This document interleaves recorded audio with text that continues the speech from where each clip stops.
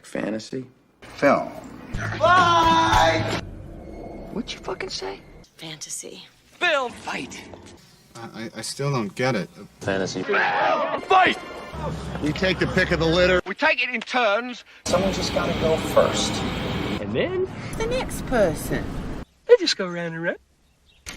That's what. We call it Fantasy. fight. You win some, you lose some. Anything can happen. So, Who are you going with? who you picking? Today. Fantasy. Film.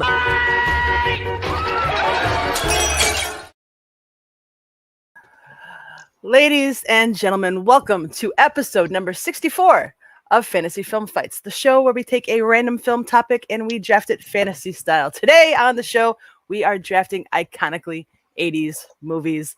I have no idea what's in store, but it's going to be a fun one. But with me, as always, my co-host, Mr. Tony Heel. Tony, how goes it this evening for you? It's going well. I've been studying up on the 80s because I didn't exist through that period of time. So I've got all the lingo down. So it's going to be radical. Tubular. Jeez. Well, luckily, some of the panel here were alive during the 80s, one of whom being, sorry to put you on blast here, Bill, but Bill, returning guest. How you doing, buddy? I'm old. I get it. I was alive for the Carter administration. Blow me. Other than that, I'm great. You know, got set up at the new digs here, Yep. So it's coming along quite nice. So that's kind of nice. Congrats Yeah. on the new pad. Thank you. Yeah, and I have a room to myself. No booster gold. So sorry, the internet. Booster gold or Talia Gould will not be joining us tonight. No booster butthole. No cat butthole. Nope. Well, speaking of buttholes, just kidding. Down over here in the corner, we got returning guest, Brian Michael. Brian, how you doing? Apparently, I'm old and a butthole. Okay. Okay. Welcome to my life, dude. I don't know. I'm just glad. It's been a while since I've been in Fantasy Film Fight, so I'm happy to be here. I did make it clear that all my picks were for sale. I had some offers to pick things just to screw other people, but none of the money cleared, so I have to go with my own picks this time. Yeah. I don't know. But I'm curious to see how everybody interpreted it differently, because like me, I have like favorite films in the 80s that I'm not picking because I want iconically 80s, but everyone interprets it their own way, so we'll see. For sure. It's going to be very interesting what people come up with on this one. And one of the lists I'm looking forward to most, the man directly below me, the quote, Mr. Ryan Permison. Ryan, how goes it? It's going well. Thank you for having me. This is going to be a good show. I may not have dressed up quite like one of our other panelists, but you know what? I'm here to have fun, and you know, maybe I'll have a better list than everyone else for once. Maybe I'll get the most amount of votes on the poll later tonight. Who knows? Anything can happen. Well, you've already got compliments, whereas I call it butthole. So I know it's great, isn't it? You're already winning. I'm already starting things on the right Ryan, foot. I was So there you just go. teasing, buddy. Yeah, know, I but just thanks get for mad having 'cause me. I'm- This is going to be fun. Glad to have you here, Ryan. And Brian, you know I'm just getting mad at you because you beat me in trivia all the time. I'm just a little bit bitter. It's okay, though. And last but certainly not least, the most festively dressed of the panel, returning guest, Melissa. How you doing, baby? I'm doing good. I wasn't born in the 80s or lived through the 80s, but I was raised on movies from the 80s. So Nice. it will be helpful today. Raised right. All right. So in order for us to get going, we got to figure out draft order. Tony, how are we going about that? Absolutely. Okay, so we draft orders. I've got a numerical question here. Everyone's going to have a go at answering it. Whoever gets closest gets to pick the draft orders. Who goes first, who gets in the middle, and who gets stuck at the rear. Or takes it in the rear, as they sometimes say. So, the question that I have today. There are 2 World Cups of football held in the 80s. Both had 52 games. How many goals were scored in both World Cups? So how many goals total in 52 games? Yep. So 104 games? 104 games, 2 World Cups. 104 games, 2 World Cups. How many? Wow. So how many goals in 104 games, huh? Yep, pretty much. That sounds about right. So I say I got this question because I was watching the documentary Finding Jack Charlton, which is about the English World Cup winner who went to manage Ireland during the Troubles. It's incredible. If you are interested in anything about either European politics or about sport in general, it is one of the greatest watches I've had in documentaries. Highly recommend. Nice. Sounds and good. I'm also wearing a hat in tribute. Wasn't just because he was having a bad hair day or just didn't want to do anything with his hair. I don't have hair anymore. That's true. Oh my gosh. Yeah, what happened to you? A haircut. All right, I think everyone's got a number. So we will start with Bill since he refused to write stuff down. My board is still in storage. I got to get it out. And I'm going to guess 87. Okay. Because it's soccer. And that shit's ridiculous. True. Ryan? 411. Ryan? Yeah, I went a little more sensible. I went with, where is this? 45. 45 is my final answer. That means more than half the games had 0 goals. No points. Melissa? I did 40. Oh, she did 5 less than me. There you go. Did I misunderstand the question? I imagine there were some blowouts and some. I went 201. Really? Wow. Okay. So the World Cup, the pinnacle of football, where all the best teams play, some people thought that the majority of the games didn't have any goals. They're the best defenses, though. I wouldn't be surprised. Have you seen soccer? Jesus Christ.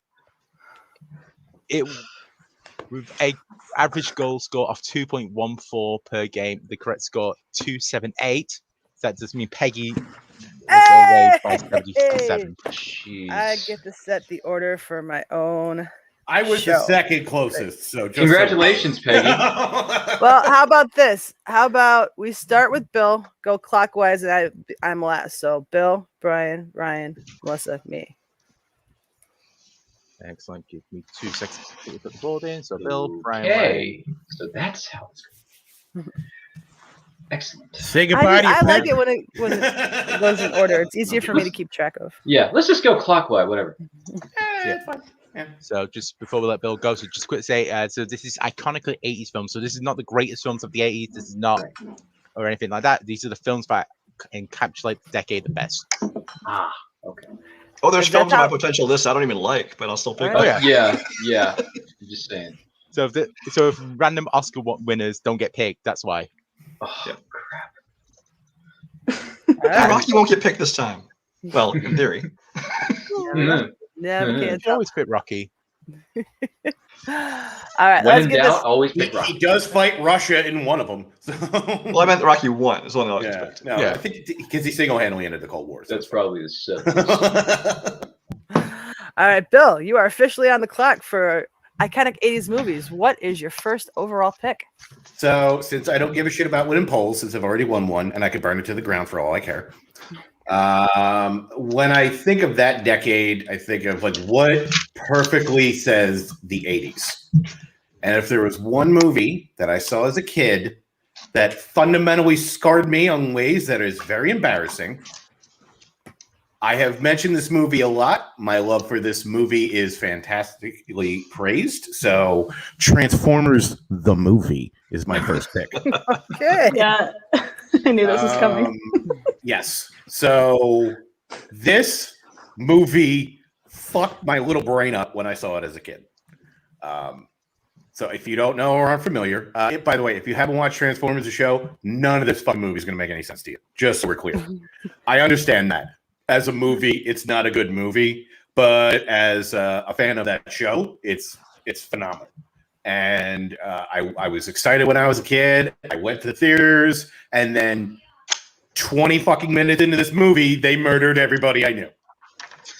And then had 2 more acts to go of like, I don't know what the hell is going to happen now. Like, do you know how batshit crazy that is? Like, could you imagine if they opened up like Infinity Gauntlet War and murdered everyone but Shuri and the Vision, and then that's going to be the next 2 movies? Like, people would be furious. And we know why they did it. Because they were going to start some new toys and whatever. Because everyone had those toys. They want to buy how. They want to clear the deck, so they're like, it's just toys. Who gives a shit? Well, a bunch of angry letters from parents and crying children later. They had to walk that back, and it fundamentally altered movies they had going forward. That's why G.I. Joe the movie didn't get a theatrical release and had to get edited later because they had to cut out the part where one of the characters died because everyone was going to get furious again. Yeah. Not to mention Orson Welles' last movie. which is just the weirdest way to go. I mean, the guy started his career with Citizen Kane and ended as a planet-devouring robot. But on top of anything else, there's just some of the animation can be blocky, some of it can be gorgeous. Some of the voice acting can be kind of like phoned in, but also really great. Flawless soundtrack. This is I was gonna say that song. soundtrack. That fucking soundtrack front to back is just amazing. From the score from Vince DiCola to the "You Got the Touch" song, which is just so 1986. It might as well grow a mullet. Also, Weird Al's "Dare to Be Stupid," which is the greatest Devo song ever written, that even Devo admits. They were just pissed when they heard. It's just fantastic. I can't sing enough about this movie. I love this movie. And when I think of the 1980s, I think of me playing with Transformers when I was a kid, and that's why I went with this movie. Not a bad pick. Brian, was this one on your list? You were not along to a lot of his points. I was not going to pick this. I really loved Transformers show as a kid. This movie kind of ended that because, they basically just said, "Hey, let's just fuck everything up because we want you to buy more toys." And so I was like, "Yeah, this is a good point to stop." Along with most other people I knew. So I mean, I like the show, but I would not have picked the movie. Fair enough. Wonder if this one made anybody else's list on the panel. How say you? No? I'm sorry, Bill. I have not seen it, Neither have I. but I will. Yeah. I thought the Touch song, the first time I remember hearing it was Boogie Nights. Boogie Nights, yeah. Yeah. Which made so I freaked out when I saw that Boogie Nights. I was like, oh my God, it's a Transformers song.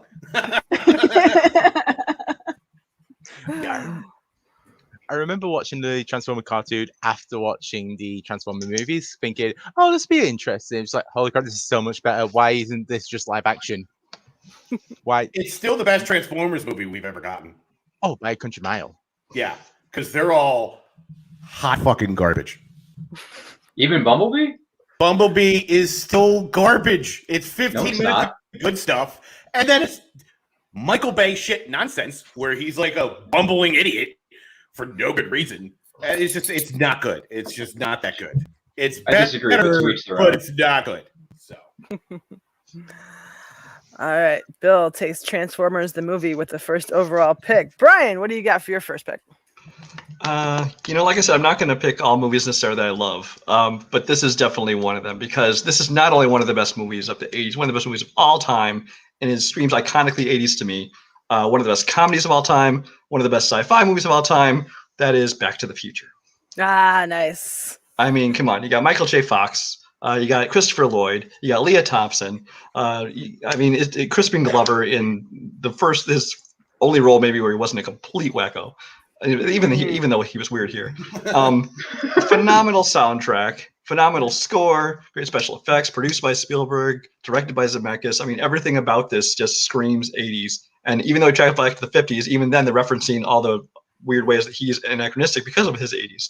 So yeah, this one just screams 80s to me, and it is a great movie. Yeah, I figured someone was going to take this one and take it early. Yeah. Yeah. Yep, it was on my list too. Yep. It was on my list had too. thought about it, but I was like, everyone's going to take it, and I feel like it takes more place in the 50s than it does the 80s. Yeah. Yeah, because the bulk of the movie happens in the past, so I was like, I do agree. But no, Yeah, I mean, phenomenal good show. Like this is a perfect trilogy, just so we're clear. When I think of 80s movie, this is one of the first ones that jumps to mind. Right. That's Absolutely. fair. That's completely fair. It's absolutely fair. Yeah, great pick too. Yeah. Great. And a very 80s ending, a very materialistic. Hey, I got the car. Hey, I got the girl. Hey, I got the nice house. Which even I think Robert Zemeckis and Bob Gale were like, yeah, it's a pretty consumeristic ending, kind of. What do you do? So that was the 80s. That's what we did. We had capitalistic dreams and a lot of cocaine. So Yes. I think Back to the Future did need more cocaine. So just quickly, Bill, you said it's a perfect trilogy. Let's go around the board. What's everyone's favorite of the trilogies? Well, the first one's got to be the favorite. Yeah. I like them all, but the first one's definitely the best. The first one, yeah. First one's my favorite for sure. Agreed. I agree. The first one is the best film, but my personal favorite is the second, just because I watched it a ton as a kid. Nice. I'm Second's still a lot angry of fun, and it's really super weird of a concept of like, let's go back into the first movie and see it from a different angle. Like, I appreciate what they did with that. So, And the Cubs were just 1 year off from making that prediction a reality. yeah. Yeah, but not Miami. Hi. Sorry, the dog. Hi, Rory. Hello. Hi. All right, so Brian takes Back to the Future. Knew that was a mean early pick. Good pick, Brian. Ryan, over to you, sir. Yeah, I had a feeling that someone was going to pick up one of my favorite films. I mean, that's a lot of people. One of their favorite films, Back to the Future. But good pick, Brian. But anyway, so I went with this. I was thinking about this. What film is released in the 80s, primarily takes place in the 80s, can add some other elements of their genre to it and mess around with it a little bit and still have fun with it? Yeah, this film did it, and it did it in spades. And for me personally, this is my favorite of this franchise. So I got to go. You got to go to this wonderful place. It's called Tech Noir. It's on Pico. Great stuff happens there. You got dancing, you got music, you got beers, you got some good food. But then you have a cyborg traveling back through time to kill the mother of the savior of the human race before that child was even conceived. And you got a great synthesizer score by Brad Fiedel and company.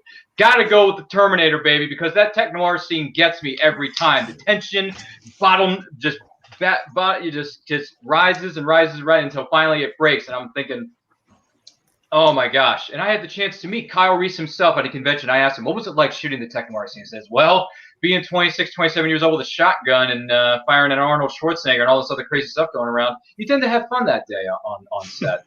I figured, Michael. I figured. And I love that scene to pieces, and I'm not ashamed to say it. So yeah, the Terminator, 1984. It's set in the 80s, stays in the 80s. Sure, there's some flash forwards to the very sad future, but it's still set in the 80s, so it counts. And I love that film to pieces. So the Terminator, the original, my favorite, and to me, it's the best of the franchise. What say you, panel? Terminator 2 is the best of the franchise. Yeah, I was about to say. Sorry, bro. I'll be in the minority. It's fine, at least on Terminator this Genesis. No, just kidding. You mean Terminator Genesis? Jenny Smith? Yeah. Yeah, this was on my list. It was kind of farther down the list, like if I needed to get to it. But I love the movie. There's other ones I had higher on the list, but excellent pick. Definitely Iconically 80s. For sure. Yeah, good pick. It was not on my list, but it's still a good pick. Yeah. I mean, I'm sorry. No, I was going to say this is a good look into the beginning of. Oh my God! Like Schwarzenegger's career, and if there's one one of the many actors who was just like intrinsically tied to the 80s. I mean, I feel like that was the only decade where we would have gotten him, kind of. I don't know how that worked out, but we got a lot of moves out of it. This is definitely probably the best one of that whole decade for him, honestly, and. Yeah, no, this is a great movie. I love this movie. I love the sequel even more, and then it's a shame they never made any more. Because that is some diminishing fucking returns. So, yeah, that franchise is very much like the biggest case of just falling off a cliff in history. Just like it's on par with The Matrix of your sequels keep ruining your previous films. Stop making them. I actually enjoy several of the other, not all of them, but several of the other ones to different extents, but they're nowhere near to the first two. That's just because they keep trying to do the first two. Yeah, and it's like it's come on, stop. You peaked. Like there's no more story to tell. Come up with something different, but they just keep going back to it. And then, oh my God. Oh, I don't even want to talk about those movies anymore because they just make me angry. They really do. They just really do. But now Terminator is a good pick. Did great things with a limited budget. Absolutely. Yeah. Ryan takes the Terminator. Melissa, you're up, my lady. So I'm with Bill today. Fuck the poll. I'm listening to my heart today. Okay. So I saw this movie for the first time in 5th grade. At school, which is surprising to me. I went to Catholic school too. But anyways, I actually have a prop for this one. I am choosing Labyrinth. I should have seen that one coming. I absolutely adore this movie. I have been watching it for the past 20 years, and I am obsessed with it. I love David Bowie. I love Jennifer Connelly. I love the puppets. I love the practical effects, the music, everything, and it's very 80s. That's definitely very 80s. Yeah, this I remember watching it for the first time, and the puppets scared me, so I kind of laid off of it for a while after that. Guessing, Bill, did you have this on your list? I actually did. It was a little further down, but I did. Labyrinth is it's a good movie. I enjoy it a lot. Outside of Dance Magic Dance, the soundtrack kind of loses me a little bit, though. I just don't think it's that good. Like Chili Down with Fire Gang, it's not that great. I'm sorry, that's annoying. So, but other than that, I mean, fucking David Bowie. Come on. Yes, I mean, I somewhat had a sexual awakening to this movie. Yeah, a lot of people did. Every girl. Wow. Was it the pants? Was it Bowie's pants? It was everything. I loved everything about it. Gee willikers, all right. The way he was able to manage balls for me personally. I was watching behind the scenes. That wasn't his hand. That was somebody else's hand that just stuck it in front of him doing that shit. That was impressive. Either way. So. Aw. Hang on, I've got it. Wow. Sorry, Doug, laying in my lap. Interesting picks. For Labyrinth, it's always a difficult one for me because in my head I'm just like, is it the best film involving anything to do with Henson? Like, I'm there with the original Muppets. Those two are always conflicting in my head of just like, which is the best Henson related product? And it's also got, but Labyrinth 8 has a fantastic performance from Bowie, and it's also written by Terry Jones of the Mike Python, so I feel it has to win.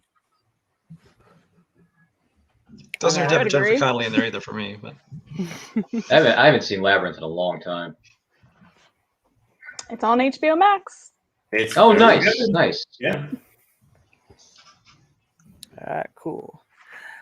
Melissa takes Labyrinth, which brings it over to me to close out round one. All right, so when I think the 80s, I can't help but immediately go and think I have to have a John Hughes movie on my list.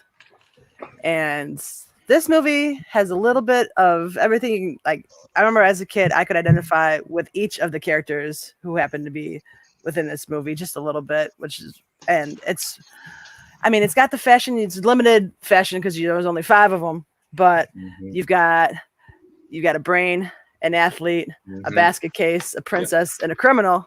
So you get the whole gambit. I'm taking The Breakfast Club as my first overall pick. I will not get Kirk's vote. I know that. That's fine. He can go fuck himself. But I love if you get Kirk's vote, you know you lost. Just saying. Yeah.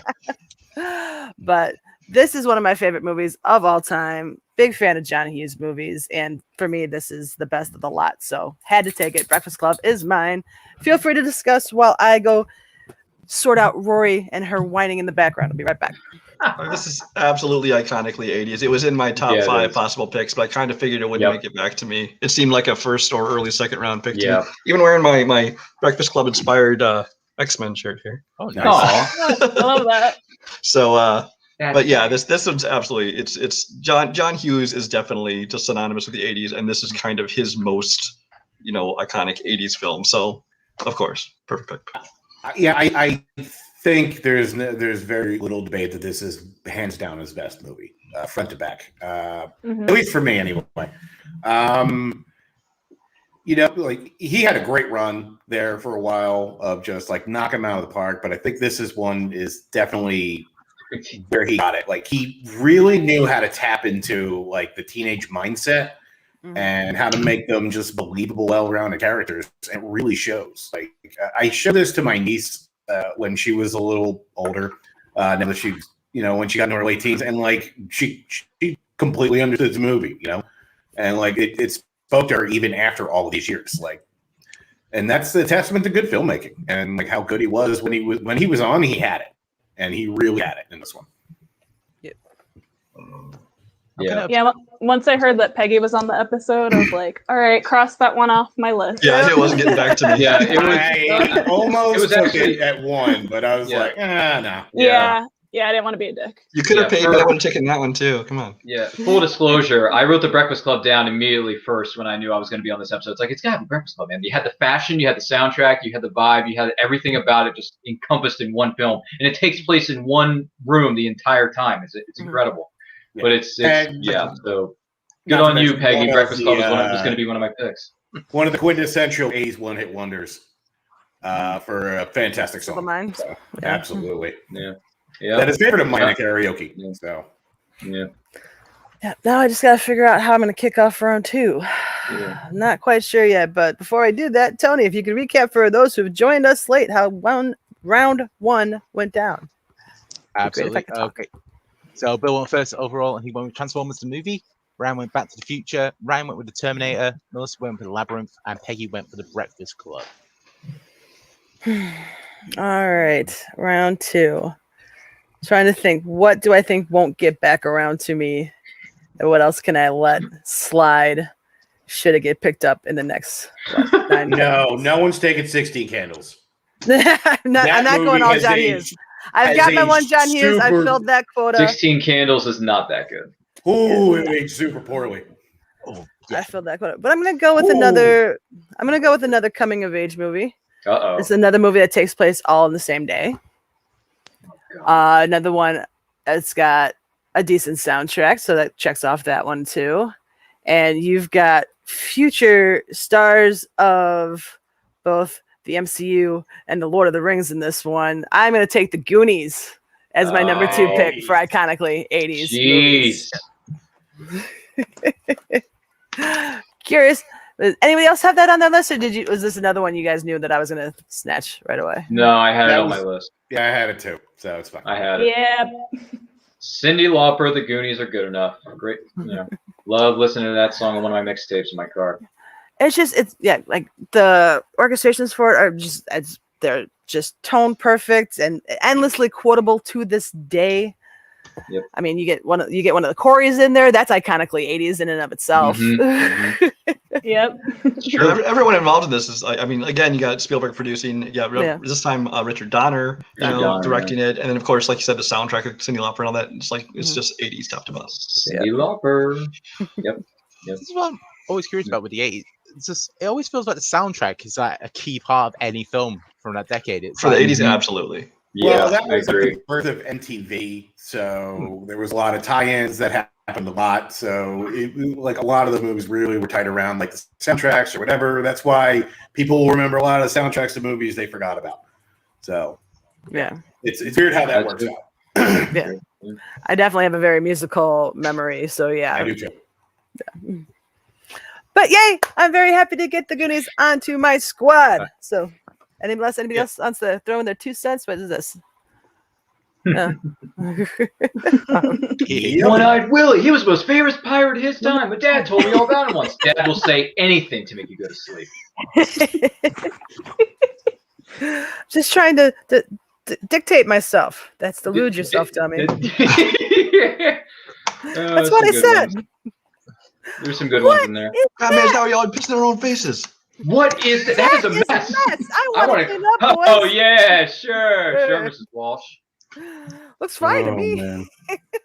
I speak perfect Spanish, and if it's any help to you, I'd be glad to communicate with Rosalita. Yes, we can sit here and quote the Goonies all day. Yes, we can. Let's press on and get to Melissa's second pick. Melissa, what you got? Well, speaking of music, I feel like something in the 80s that often happened was like a hair metal band or a band would make a song for a movie, and then that like became iconic in itself. And I was struggling because I like a lot of movies in this franchise, but I'm gonna go with Nightmare on Elm Street 3, Dream Warriors. Oh. This is my favorite one of the franchise. The kills are the most creative, I feel, and I like the kills in the movie the most. It's just such a brilliant concept of like, if you go to sleep, you die. And it's just simple and it's terrifying and it's awesome. It is terrifying. This movie wrecked me as a kid. There was like weeks on end I was afraid to go to sleep because I'd seen one of the Nightmare on Elm Street. It's a little bit too young. Yep. Good pick though.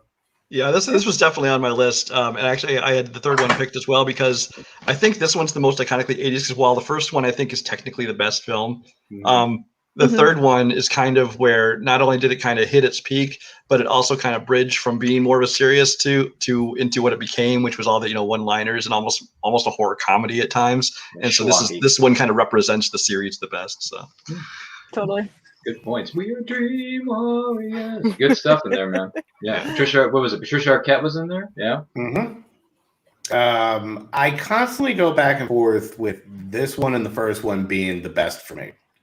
It's always kind of a tug of war. I do think that, like Brian is correct, that not only did it stride, it really fleshed out the idea of like what Freddy can actually do. Because before this, it was just, hey, we get you in the dream world. Here's a fucking goat for no reason. And this one, he's really attacking you personally. It's like, what drives you? What are your fears? And I am going to use that. And it was a great concept. And it really carried over the themes from the first one of parents trying to ignore all of their problems and then push them onto their kids and then just getting rid of them or hiding it away. It's a wonderful like carry on from that. England's just downright creepy. Everything about this movie fires on all cylinders. It really is good. That looks like you got the panel behind you on that pick. Nicely done. Now I have the theme song in my head for the rest of the show. Thanks, Melissa. You're welcome. As you should. All right. At least you got the touch out of my head. Do you want the Fat Boy song from the next one? Do you want that? No. Tony, if you want to say something, you need to be more serious with this panel. I know. I was just saying I've not seen it, but I was going to say the director, Chuck Russell, he's done a few decent things after this, like The Blob, The Mask. Yeah. The Mask. I haven't thought about The Blob in a while. Wow. All right. Over to Ryan for his second pick. What you got, quote? Man. Some of the ones I was going to pick are already long gone. But, you know what? I'm just going to go with this one. I was going to go with a different one, but then I figured, I'm going to call an audible. So with this film, I really enjoyed it. Granted, I didn't see it until much later in the course of my life, but I really liked it. It has a good story, good characters, some good ones to root for. They teach you some good life lessons thrown into the mix for good measure. And apparently Melissa took a commercial break. But, when someone asks you to do a task for them, do them a favor because you're going to get more in return. And then finally you say to this person, why are you making me do all your manual labor, dude? It makes no sense. And then he's like, no. Right. Show me paint the fence. Show me sand the floor. Show me wax on, wax off. No, sweep the leg. You got a problem with that? No, Sensei. No mercy. I got to go with the Karate Kid, guys. The Karate Kid had some 80s fashions, had some 80s soundtrack in there. You're the best around. Come on. It's a good fight song. Got some good life lessons there. Plus, you get a beautiful, gorgeous Elizabeth Shue thrown in there as a love interest for good measure. Who doesn't like that? So I'm going with the OG. I'm going with the Karate Kid. And once again, my first pick was from 1984. This film was also released in 1984. Go figure. But, just saying. So Karate Kid, go Miyagi-Do, because Cobra Kai, apparently they never die, but in this film, you lost, dude. So will your next would be B 1984, just to keep that theme going? Yeah, sure, probably. There you go. Well, I figured this movie was going to come off the board sooner or later, and any movie that has William Zabka as a bully in it, it's an iconically 80s movie, so excellent choice. This was a favorite of mine growing up. I love this movie. I really do. Like, it is total 80s cheese, and I love every minute of it. So. No, it's total 80s cheese. And then, it's been, copied so many times just because of its style, and obviously it, spawned sequels, and then of course the TV show. You do have the soundtrack once again playing a pivotal role to it, and he had my vote at Elizabeth Shue. So come on, Elizabeth Shue. Fair. Yeah, great pick. I haven't seen this movie in a really long time, but I know it's great. Definitely worth a rewatch. Yeah, I need to rewatch it. Mm-hmm. This would have been my first overall pick. Just everything about it just screams 8.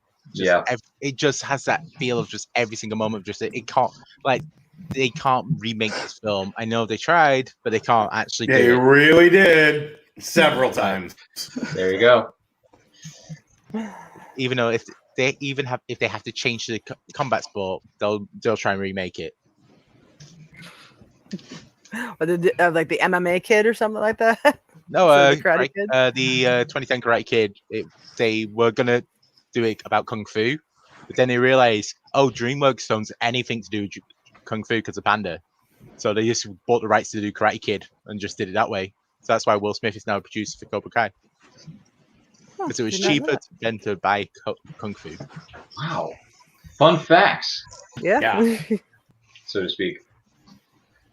Cool. Ryan takes the Karate Kid. Brian, over to you, sir. All right. What to take next? Okay, so 80s movies, you got to have a great 80s soundtrack. Check. You got to have a certain amount of attitude. Absolutely. You got to have a certain style to it. You got to throw in a little bit of, Cold War politics to it. I mean, come on. What movie says 80s action movie more than Top Gun? Yeah. I mean, you got a soundtrack that's great top to bottom with songs by Berlin and all these people, but of course, Kenny Loggins, Danger Zone, and some other songs. You got Tom Cruise, Val Kilmer, and all them playing their shirtless volleyball, on the beach. You got, of course, that was a sexual awakening for me. I mean, you got romance to it. You got the action to it. You got Meg Ryan in the part. You got Anthony Edwards who went on to do ER and so many other things. Tim Robbins is in there. There's all kinds of people that just scream 80s. But of course, Tom Cruise, this being his real breakout role. I mean, he had done kind of some things up till the Risky Business. He kind of really started to become a star. But this is the one where he became Tom Cruise. Yeah. And so no movie to me, as far as the action genre, says 80s to me more than Top Gun. Well, if you were directly above him, how could you see him? Because I was inverted. Bullshit. No, man. You really have. It's a really good move. It was inverted. To this day, I still don't know what rubber dog shit looks like. So, just so we're clear. Yep, flying a cargo plane full of rubber dog shit out of Hong Kong. Yes, sir. That is what. Yes. This is my second movie with that same actor in it. Oh my gosh. That's right. Fun oh my God, yeah. James Tolkien, baby. Yep, James Tolkien. That's right. Now you got to make Tolkien first. You got to tie them all together. That is all, Brian. You can tell me about the mix some other time. I've actually never seen this movie. Oh shit, Melissa, you got homework to do on this after the piano. show. You know how you just dropped out a minute ago? Do that again. Okay. Bye. Well, just quick James Warren then. Once you've watched it for the first time, you can always go and listen to the Digesting Cinema episode of where they did Top Gun. Very true. That's why I haven't listened to that episode yet. Yeah, this is one of the ones I was debating of taking with my number 2 pick because I knew it was not getting back around to me at all. There's no way. But yeah, that volleyball scene, Rick Rossovich doing that. I don't know. Doing this. Like the flex out of nowhere for no goddamn reason. Yeah. Rick Rossovich also in the Terminator. And so pissed off that Maverick keeps getting pushed back and pushed back and pushed back. I want to see that sequel because Melissa knows my love of Glenn Powell. So who should have been the lead, just saying. He does look a lot more like the son of Goose than Miles Teller does. I will grant you that. Yeah, of Goose and Meg Ryan, yeah. So, anywho, Top Gun, excellent choice. Bill, close out round 2 for us. What have you got up your sleeve? All right, so a lot of my picks are going away, so I'm throwing out my list. I have my backup list of this is the stuff you probably expected me to start going with. So, okay. All right. So when I think of 80s, I think of 3 words: teen sex comedy, because they were everywhere. And there's been some, ones that have not aged very well and some that are whatever. Yeah. But I want to go with one off the beaten path that I actually thoroughly enjoy. I watched it again not too long ago, and I'm like, this is a movie that doesn't get a lot of traction, but I feel like if it is very much of the 80s, and it is just one of the guys. If you have never seen this movie. It was on my list. Are you serious? Yes, absolutely. Okay, you got a girl pretending to be a guy so she could just get ahead as a writer in high school, because that's something we did in the 80s. William Zabka is peak Zabka in this film. Yes. He is like bench pressing lunch tables. He is giving nerds wedgies. He is fantastic. The greatest younger brother in teen comedy. Bud is the best. Everything that comes out of this kid's mouth is gold. It is just wonderful. This kid is great. We should have done a lot more with him, but I mean, he did show up in Parker Lewis Can't Lose, so it wasn't all that bad. But young Sherilyn Fenn, I mean, fantastic. It's a good movie. It's hilarious. I love it. It is total 80s nonsense. I can't recommend this one enough, honestly. Payson, you'll love it. Check it out. Yeah. Well, maybe my balls don't itch. Bill, guys, balls itch. It's a fact. He's like, all balls itch. It's a fact. Look at that stud. Looks like the Karate Kid, dresses like Elvis Costello. Like, listen to that dialogue. That is only happening in that specific time frame. So, honestly, go check this one out. It's great. I thought I'd be able to snag this one round 5. I'm sorry. Go ahead, Melissa. No, I have it written down. I was prepared to write down Bill movies, so go watch them. It's Transformers. TR. Yep. No. Yep. Got it down. Never heard of this. You guys are. Oh yeah, no, it is definitely it is like a perfect encapsulation of that point in time. Where do you get off having tits? There's also a fantastic double feature you can do with this if you watch this and then Clueless straight afterwards, because it's 2 films very off their decades, also loosely based on Shakespearean plays, and it's just like But for some reason, I end up doing that one day, and it's just like, this is amazing. I love my life this week. It is definitely one of the better aged of the teen sex comedies. Zabka, villain. Yeah, he was his hottest. Oh no! Somehow I went all the way this until than the Karate Kid, honestly, because he is like full on leaning into it and having a blast. I didn't like the mullet he had in Back to School. Yeah. Somehow this is an 80s movie that I didn't see until about 4 years ago. Really? Wow. And I don't know why. It's just one of those, like, I remember always seeing on the shelf in the rental store and stuff like that, and I just always got something else. And I just finally got around to watching it like 4 years ago. And I'll be honest, I don't even remember that much about it, but I logged it, so apparently I watched it. Yeah. Okay. No, I'm telling you, it was one of those that just like it played on HBO all the time for some reason. Yeah. And so it just got constantly caught up in this. And I've probably seen that movie more than movies I love. So, yeah. But no, hunt it down, watch it, thank me later. There you go. Sounds good. Good way to end round 2, pal. Tony, recap time. What you got? Absolutely. All right, Peggy, you went first this round. You went with the Goonies. Melissa went with Nightmare on Elm Street 3, Dream Warriors. Brian went with the Karate Kid. Brian went with Top Gun. And Bill went with Just One of the Guys. And before I let you kick it back over to Bill, I'm going to do some shameless whoring now because I can. So this Saturday, 5 p.m. Eastern, 10 p.m. GMT, Quotation Quest 5. Just announcing this now. We've finally settled on date. So that's Anthony Tisdale. So it'll be for an hour or two. It's where the quote game where you get given a quote. If you can get it straight off the bat, you get 5 points. If not, you'll get clues to listen it down, or can play all welcome, all that jazz. Just sign up on the night and all that fun stuff. Always fun. Always a fun game. And that's shameless whoring done for now. Round 3. Over to you, Bill. What you got for round 3? Better Off Dead is my next pick. Nice. I mean, this is pinnacle Cusack 80s. I don't want to hear fucking say anything. I want to hear Better Off Dead. I agree. This movie is so batshit surreal. You will wonder, this is a real film that existed, and it is. Everything about this movie is like everything I love about John Cusack. It is just so funny, insanely quotable, bizarre premise. Everybody it's a comedy about suicide. It really is, and it's fucking hilarious. This is pure snow. Do you realize what throwing away a perfectly good white boy like that? Look, Lane, I can't move my right arm. Oh, Lane, okay. So I am thinking of the to, same scene then. Okay. Yeah. Lane, I've been going to this high school for 7 years. I know dummy. Fucking Booger is in this movie. Booger, and he's great. So this is the same movie I'm thinking of, where he looks at him and says, "Go that way, really fast." And if something gets in the way, turn. I'm Yep. like, what? Okay. The Asian brothers who only can speak Howard Cosell. I mean, come on. It's Language so weird. lessons. Oh, Inspired God. word from a man who knows how to ski.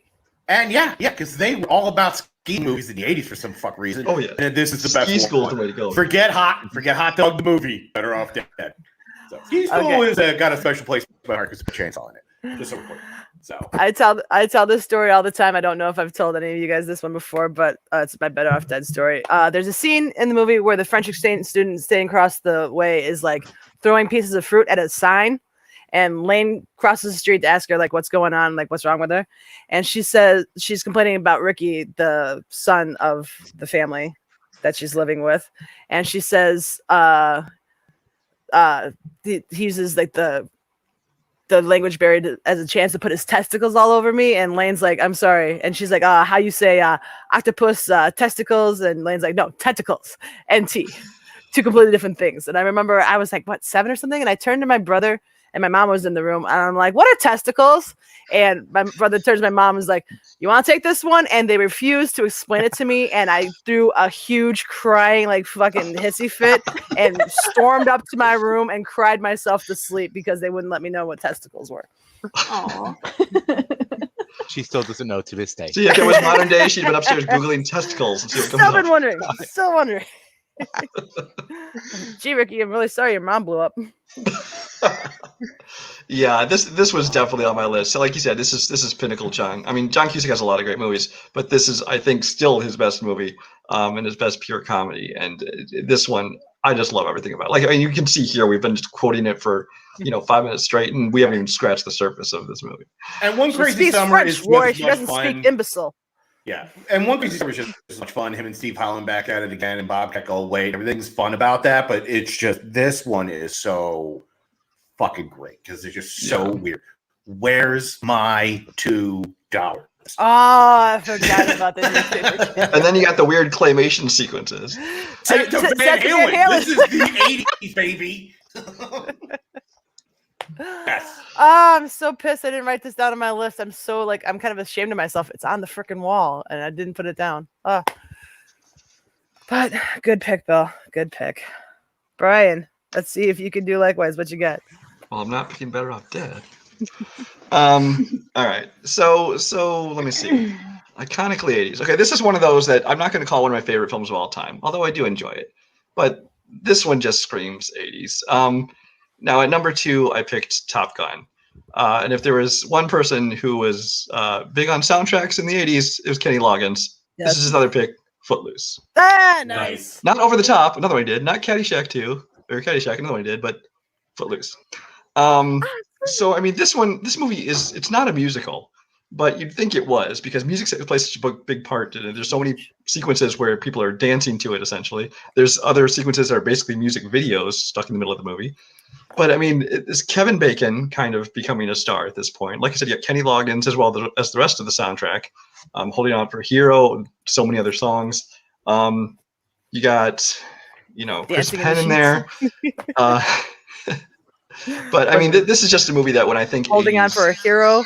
Yeah, when I think 80s, this is one of those movies that just kind of jumps to the forefront, and a large part of it is because, like we've been talking about for so long, is the soundtrack to it. But also, it still has that kind of 80s cheese. It's got a perfect 80s cast of people that when you think about the 80s, these are people that jump to mind. So Footloose.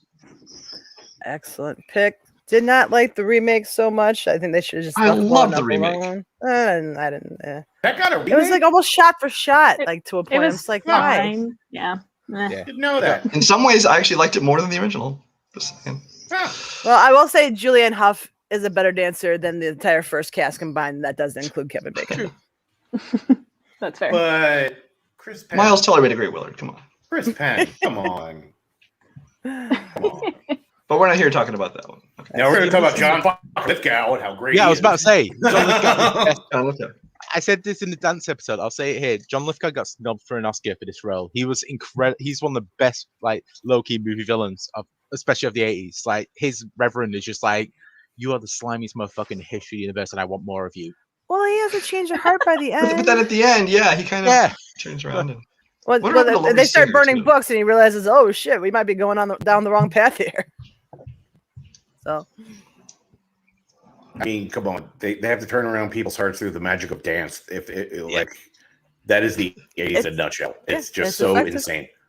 It was effective back then. Yeah. Dance till you change your mind.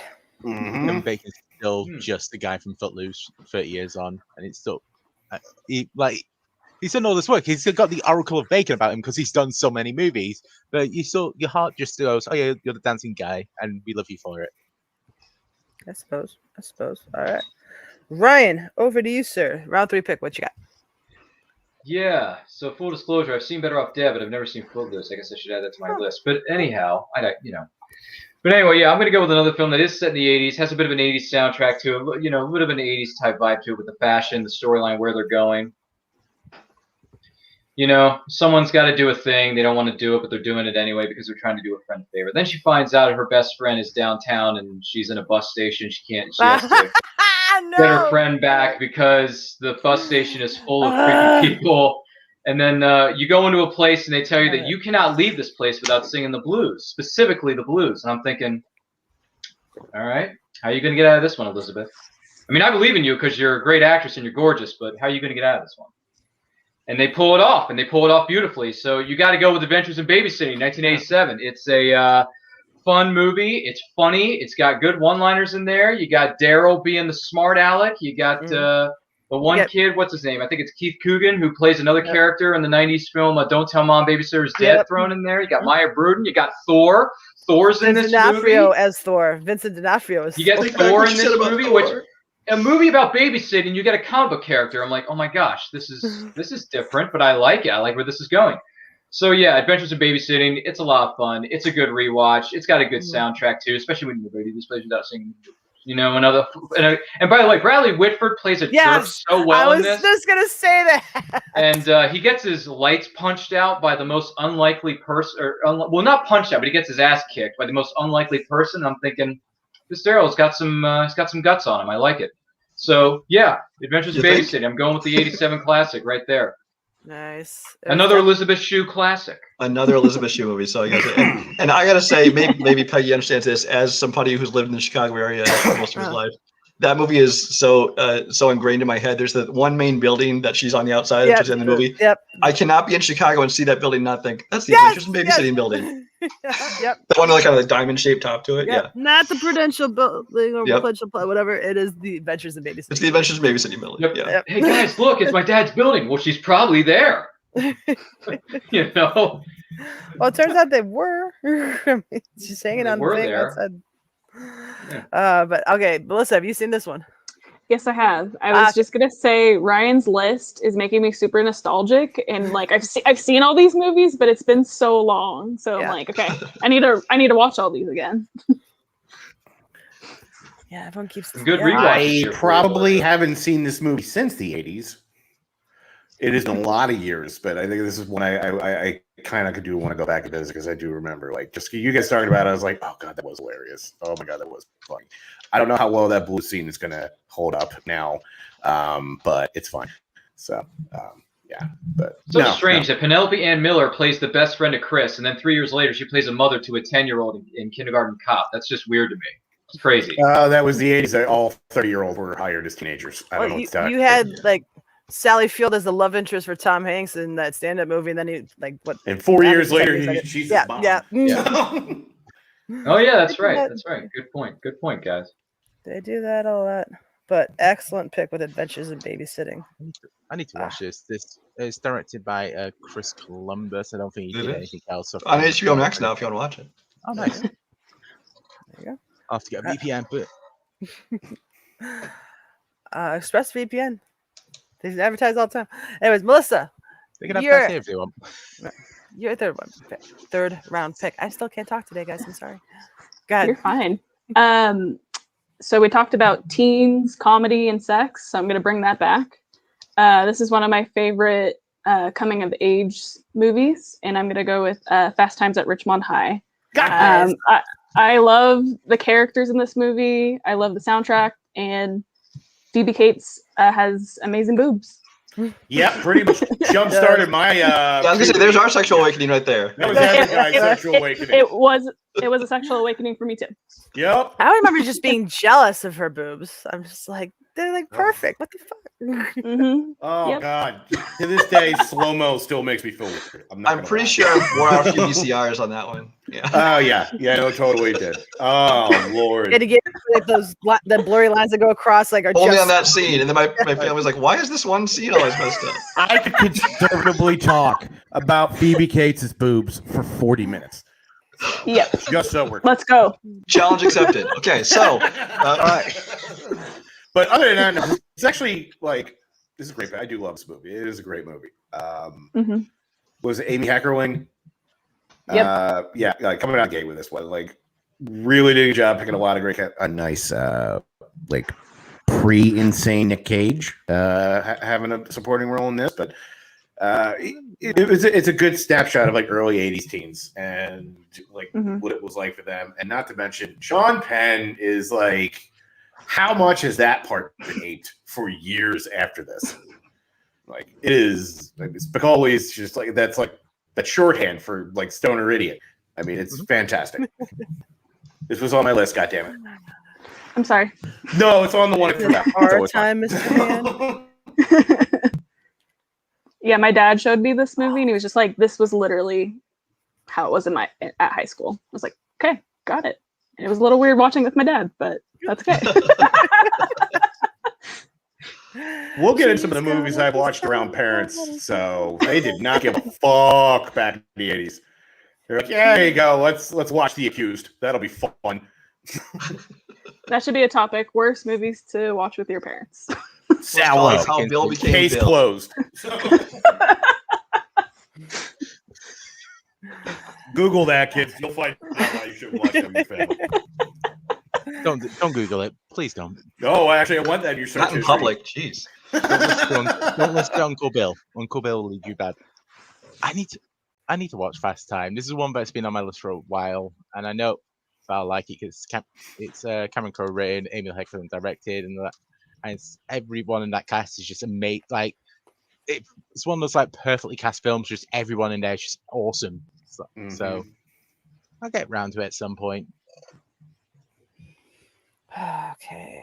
Keep talking. I saw Phoebe this Cates' movie and I boobs. was like, okay, this is fine, but I don't think this is that good. So yeah, Oh damn. I didn't like it very Phoebe much. I'll be Cates' perfectly honest. boobs. I don't care, dude. I don't care. That I'm like, okay, fine. Fuck Okay. is that answer? All right. Okay, yeah. I mean, you want to call a spade. Nice rack, Phoebe Cates, but it's like, okay, whatever. Like, to me, there are better films that came out in the 80s than this one. What? Nice. That's like saying the Mona Lisa is an okay picture. Are you fucking out of your mind?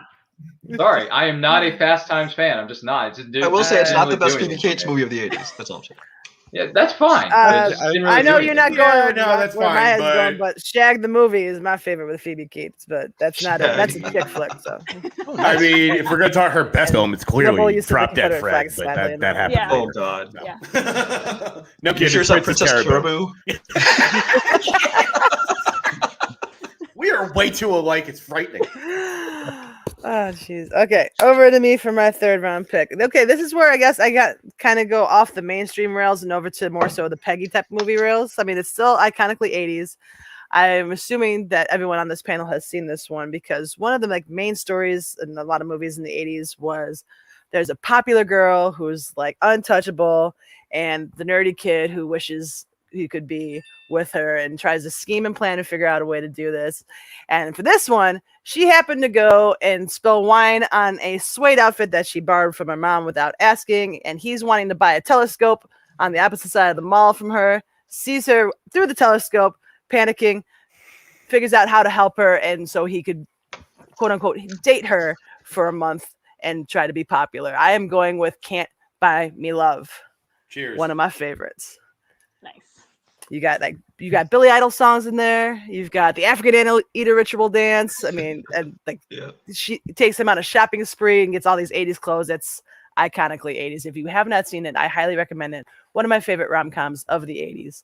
Can't Buy Me Love is now on my squad, and I'm so happy. Anyone have this on their list? I've never seen it. Oh, excited for you. Oh, Have you ever love seen this Love movie. Don't Cost a Thing with Nick Cannon? It's a Saw the remake. trailer for it, never saw it. Yeah, that was a well, remake of this one. This movie is a movie I love. It's kind of when people talk about like 80s movies, especially like 80s high school movies, I think this one gets forgotten far too often. I mean, I'll take this one over actually even most John Hughes movies. Not all of them, but many of them. Because I mean, I loved everything about this. I mean, come on, you got Gerardo is in this. If you can't think that represents 80s Right? and 90s, come on. And Patrick Dempsey had a big streak going in the 80s as like the leading man. He did. There was this one, and there's a movie that almost no one else seen. Peggy probably has, Loverboy. Yes! I love Loverboy. I actually Track it down and watch it if you haven't seen Loverboy Loverboy. is the little robots. So good. I have it on DVD right over there. Oh no! But anyway, Hey son, you want to go play some catch? No, Dad, smell this. So I mean, this you got pre-plastic surgery Seth Green as his little brother. I mean, but this is just it's a fun movie. I really like this one, and at the time when I was in high school, I was kind of a geek of shocker. So I kind of was like, why can't this happen to me? You know, right?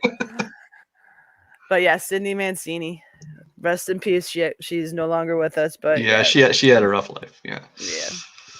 But this is one of the first times I've heard people talking positive about this. I only really know this film because of Roger Ebert absolutely lambasting it. It's like one of his most hated films of all time.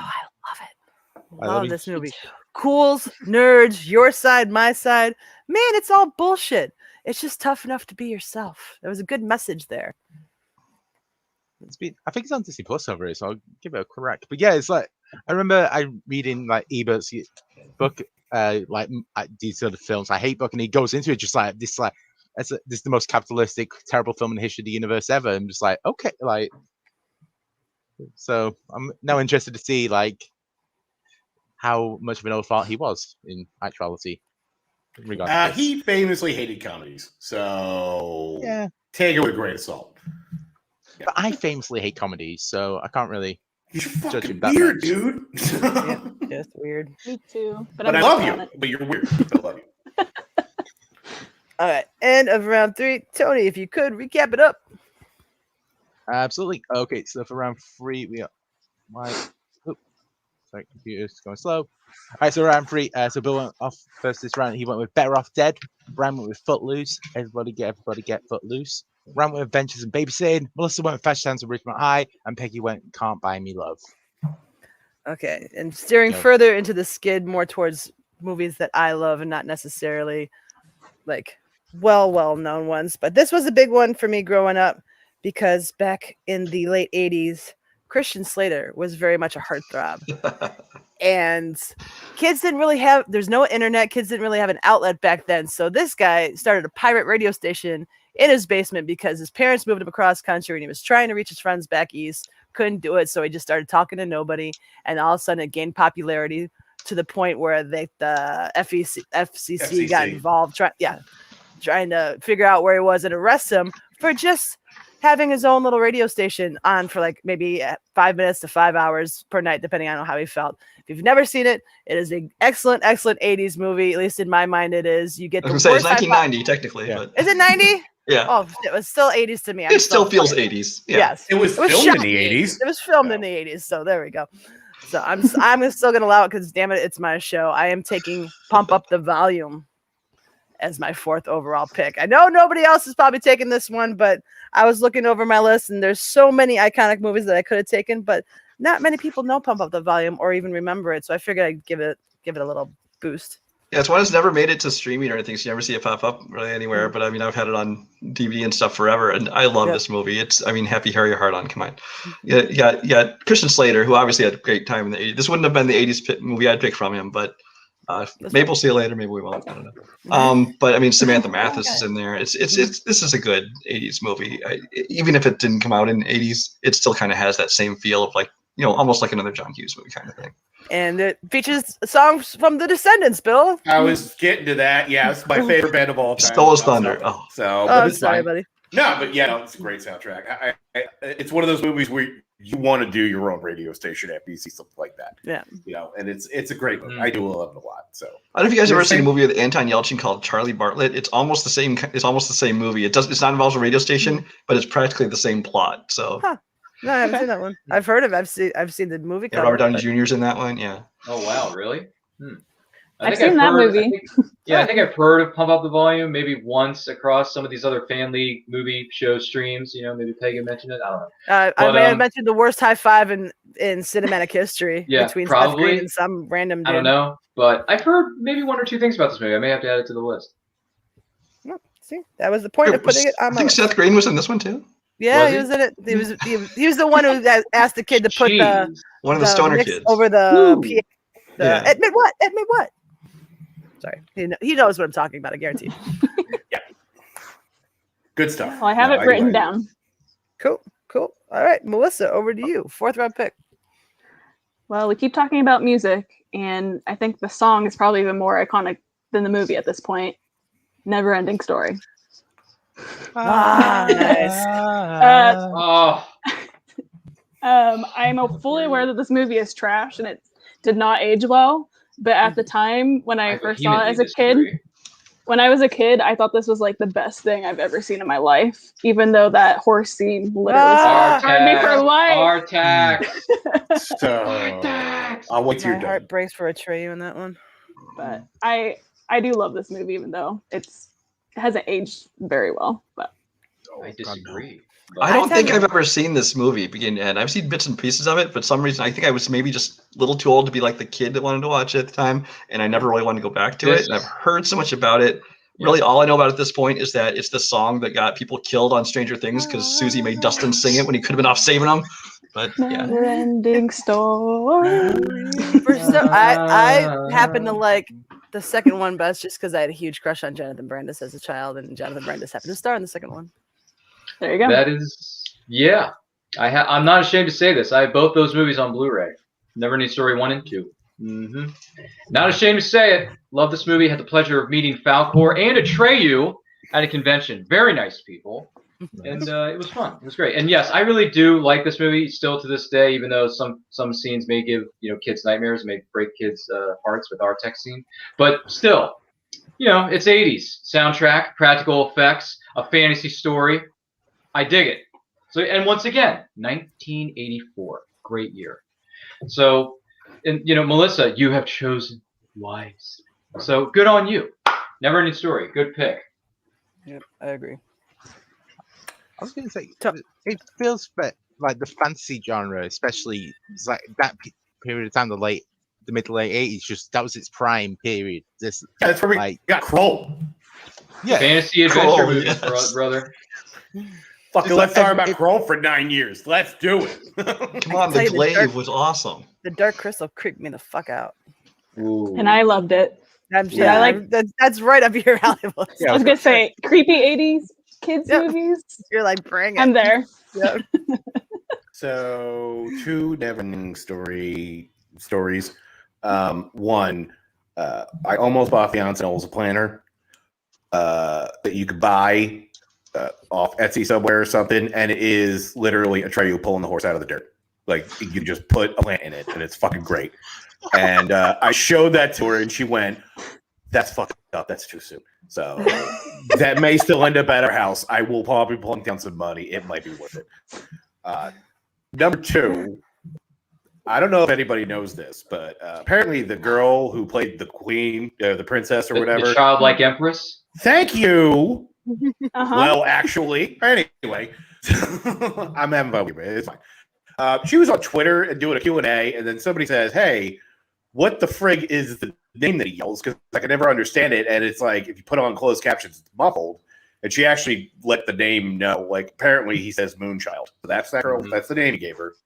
And I was in a Escape the 80s escape room with a bunch of friends of mine, and that was a clue we had to get out. And they had to go find it. I'm like, well, I could just tell you what the fucking answer is because I know it now. Then I popped it in and opened the door and skipped 8 steps to get us there. So I was like, sorry. So, yeah. That's awesome. Childlike empress. Yep. Right. I love you, Bob. One of my conversations. I'm still living off my lawsuit from the Never Ending Story. What was that, Tony? I'd say I'm still living off my lawsuit from the Never Ending Story. Because it came to an end? Yeah. Thanks, Lionel. Okay. Yep. That is still one of the best Simpsons jokes of all time. Quick question though, Peggy, did you see Never Ending Story 3, Escape from Fantasia? I have not seen the third one, no. Okay. The third one stars the lead actor from Free Willy. Oh, Okay. Jason something. It's another. Is it Jason James Richter? Is that Yeah, it? that sounds right. Yeah, it went Well, directly. he was in the third one, in case you're wondering. Yes. So, Yeah, he is in the third one. Oh, by the way, Jack Black is in the third one. Okay, I'm gonna have to watch the trilogy here. Did you play Willie? Jack Black is the bully in Neverending Story 3, Escape from Fantasia, with Jason James Richter, I believe his name is. Yeah. Something So there you like go. that. From Free Willy. so the third one All right. that went direct to in-flight movie, right? That didn't go to DVD or anything. It just went right to you're just going to show. I think it went direct to video. Yes, direct to video. No, they skipped that. They're like, just play it in planes. It's fine. Yeah. I think I saw it in Blockbuster Video a couple times growing up. Maybe my local library was carrying it. Yeah. Oh man. There you go. There's some funny Neverending Story fun facts for you. Well, Thank you, Scott. I'm just going to quickly pull up this comment from Bart from a minute ago. 1984, best year for movies ever. I stand by it. Oh. Well, Ryan, you're up next, and since you've already chose 2 out of 3 1984 films, what say you for your 4th? Oh yeah, that's right. Maybe I should keep the theme of 1984 going. You've already broken it with 1987 for Adventure Babysitting, but I can always go back to 87, maybe. I don't know. But anyway, no, I'm going to go a bit. I have these picks here, and these last 2, I know no one's going to choose them, but I'm going to go and call an audible and do another one. So the film I am actually going to pick is that. And by the way, one of the scenes in this movie does get me a bit emotional. It does bring on some salty discharge, just a little bit. You ever wonder what it would be like if, you woke up one day and you were an adult, and then you realize adulthood is very tough to get through, and you just miss being a kid. So then you just got to go back to that thing, that machine, whatever the heck it was called, and push the button, make that wish, and then you go back to being a kid again. I think this is a good coming of age film. I think it's got a good, decent soundtrack, wonderfully directed by Penny Marshall, I might add. And Tom Hanks raising his hand, and it's in the intro to this wonderful program known as Fantasy Film Fights. I still don't get it. But what don't you get, Josh? So, Baskin. I'm going with Big. Tom Hanks, America's Dad. You got your best friend in there trying to help you, bring you back to the light side. You're like, you got to be a kid again, man. Like that. Here it is, Sea Point Park, New York. All right, just go. It's funny stuff. It's good stuff. And then you find out you get a job at a toy company that you don't have really any experience for, but you get the nice job, you get a nice paycheck, you get a nice place. And he's like, so how much? We'll take it. Yeah, dear mom and dad, whatever. It's funny. It's cool. It's a wonderfully made film. And Penny Marshall, rest in peace, wonderful person. You're a great director. So going with Big, Tom Hanks, 1988. There you go, guys. 84, 87. 1 year later, what do you get? 88. There you go. What say you about Tom Hanks's film known as Big? That is how counting numbers works. Yes.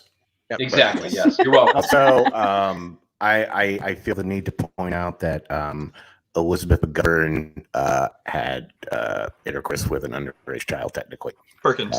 Elizabeth Perkins, yes, but I feel that we got to get that out of the way. We got to address that because we do not condone all right. that kind of I get to be on top.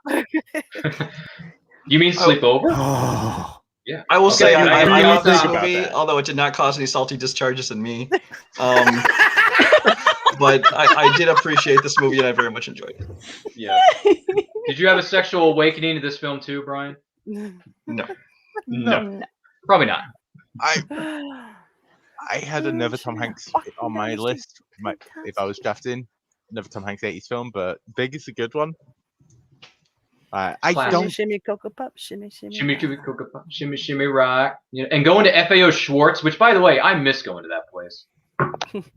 Never been, can't say. But the piano scene's iconic. You can't argue against that. Him and Robert Loggia just doing the chopsticks stuff and everything. But yeah, excellent pick. I'm down with it. Anybody else have this on their list? I had it as like a safety pick. All right, don't everyone else have it? Wow. Okay. All right. I like this movie, but yeah, I mean, like Bill said, it's problematic now, and it's kind of why it's such a good 80s movie, because a lot of 80s movies are problematic. Breaking down because you're like, it's basically rape. Let's think this through. Yeah. At least he didn't do Revenge of the Nerds. So. I was very jealous he had that big ass trampoline in his apartment. Yeah, dude, he had everything. He had the pinball machine, video games, soda machine, everything. But yeah, I felt like going with a film that's kind of defines the 80s a little bit. So I went with Big. Nothing wrong with that. Nothing wrong with that. Over to Brian for his fourth round. All right. There's a film. It's actually been mentioned in passing earlier today already. That's just so iconically 80s, almost like to a fault. And this one's for you, Jake Melter, who just mentioned it. Rocky IV. There you go. I'm not picking Rocky just because you have to Rocky. But I mean, this Rocky, the other Rockies are all, good or enjoyable, at least to different degrees. Rocky IV, I will actually say is probably my favorite Rocky movie. I'm not going to say it's the best Rocky movie because it's just dripping with cheese and 90% of the movie is just different montages. But you don't get more 80s than this. I mean, come on, he's wrapping himself in the American flag. He's making these speeches. Rocky basically knocks out communism. You got Dolph Lundgren playing just the epitome of Cold War era Russia personified into one person. Brigitte Nielsen. I mean, and of course, again, a soundtrack that's just, ultimate 80s there. So yeah, I mean, if you said one movie that just kind of represent the 80s to me, Rocky IV is definitely on one of the tops of the list. If I could change, you can change. Everybody can change. Plus, it inexplicably got a robot, I think. There is Stallone during the pandemic has been working on a new director's cut, an entirely reassembled director's cut with new footage and things like this. It's going to be called Rocky versus Drago, I believe, and he cut out the robot completely. Huh. So they could have the sex scenes on a different movie. Speaking of discharges, because the robot's fucking battery is discharging. Right? Didn't even make the list. One of my least favorite Rocky movies. We're not even talking about it. Seriously, there are way better Rocky movies. There are way better Rocky movies than Rocky IV. Fun fact: never saw it. Never actually seen this movie. I've never actually watched it beginning to end. I've seen bits and pieces here and there. I've actually only saw Rocky 1 in like 2009. Like I'm a bad Philadelphian. They're gonna oust you from the city, yo. No, they won't. It's fine. So I pay taxes. It's cool. So. Nope. All right, cool. Brian takes Rocky IV. Anybody else want to have a final couple words on Rocky, or shall we move on to Bill? I've only seen the first one. That's fair. My heart's breaking. As I have to. Or no, I've seen the second one too. I've seen the. I've seen the first one, and then I saw the two Creed movies, and then that's it. And then somehow caught half 5 on like Prism back in the day. No, actually, Bill, I mean, the way you like 80s kind of style, you would enjoy 4. I think it's just dripping with the 80s cheese. Come on. Mm-hmm. I'm sure. Yeah, it's Stallone. 4 is probably, if you look at it apart from the movie that we don't talk about that came after it, it's probably the worst in terms of like actual like boxing scenes and all that stuff and like the actual story of it. But it's just everything about it's just so fun. It's just even. This is the movie they stopped trying to like be prestigious films. There's like, let's just make cheese. Yeah, this is the film where it's just like some film was just like I am now God. I'm going to kill communism. Rocky is the greatest person of all time. It's just like, and it just works perfectly. It's completely out of touch for the rest of the series. And but there's a reason why Creed 2 went to Rocky 4 and we didn't see Club Lang Jr. yet. Yeah. And also Sex Robot. Discharge. Anyway, Bill, your turn. 4th round pick. What you got? All right. So we all know I like some garbage. And that's just who I am, and it's fine. But I'm also a fine purveyor of great music. So one of my most beloved types of music is punk rock. And if I got to go with movies that have phenomenally great soundtracks, one of the first soundtracks I ever bought with my own money is Repo Man. I love this movie. It is fucking bonkers. But this soundtrack will fucking kick your balls in the dirt. It is so great. It is Black Flag. It is Suicidal Tendencies. It is the Circle Jerks. It is just, if you ever wanted to say, hey, I need to get into punk rock, what do? You give somebody this album. and you say, here you go, listen to that. And it's just so good. But the movie is just weird and bizarre. It's Alex Cox, who did a lot of weird shit. And Michael Nesmith from the Monkees, this is when he was just like, hey, I'm going to make stuff I just feel like being weird with it. And he produced movies like this. And it's Emilio Estevez and, oh my God, I almost called him Jeffrey Dean Morgan. Harry Dean Stanton. And there's Repo Man, and then somehow, and they're just going around repossessing cars, and somehow aliens show up. And it's just weird, and it's 80s nonsense, and I love every minute of it. It's great. It's a good time. So. If I've seen this, it had to have been like back like right after it came out, as I don't remember anything about this. I think 80s like Repo Man and and Emilio Estevez, my mind goes to Men at Work, and that's 90s, I think.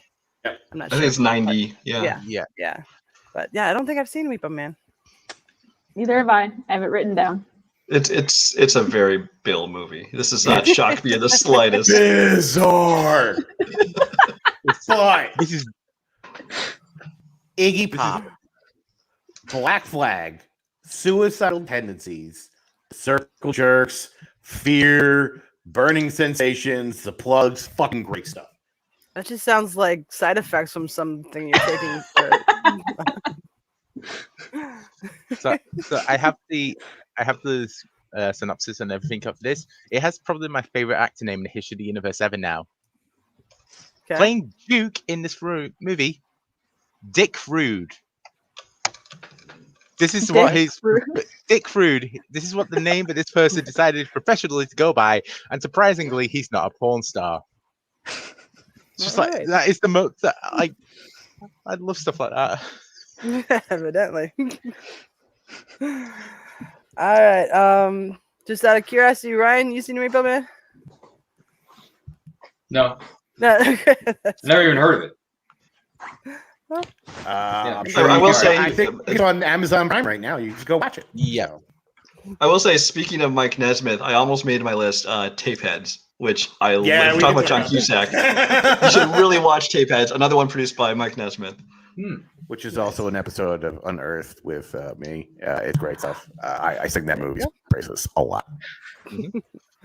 All right. End of round 4. Tony, over to you for the recap once more. Absolutely. All right. So Peggy, you went first this round. You went with Pump Up the Volume. Mills went with Never Ending Story. Ryan. No, wait. I fucked up here What? somewhere. What? Ryan went with Big. I put Never Ending Story twice. Well, there were two There's a of them. print there. Yeah, I've got Rocky 4. That's Or what I did. five. I got too distracted by thinking about Rocky. There you go. There we are. Thinking about the Professionalism at its finest. Ryan went with Big. Brian went with Rocky 4. And Bill went with Repo Man. All right. 5th and final round. This is where you either round out your team, pick something off the wall that you just want on your squad, want people to know about this movie. Maybe they don't, or maybe you just want to pick an iconic movie from the 80s. Whatever you want to do. 5th round, all your call. Bill, you have the ball. God, I wish we were going 6 rounds because I have way too many films here, but it's fine. You guys want to do a bonus round 6 if everyone's got it hard out?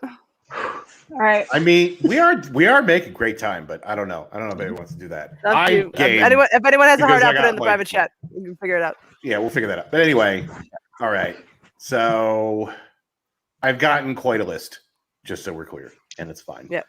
But one of my favorite things growing up was I loved sci-fi movies. And if I got to think of something that says that is 150% a sci-fi movie from the 80s, it's got everything you could ever imagine and more. The cast in this movie is off the charts, and I'm going with Buckaroo Banzai. Man, that is not where I thought you were going. No. Where did you think I would? I'm actually kind of curious where you thought I was going. It's not one of my picks, but I'll say it anyway. I thought you were going with Predator. I mean, it's fine, but no, I like this movie is just bizarre insanity in all the ways that I love. Peter Weller, I mean, he is so great in this. Absolutely 100% yes. I mean, he's a rock scientist, neurosurgeon, rock star. I mean, come on. We forgive the part we're supposed to be half Japanese, but whatever, it's fine.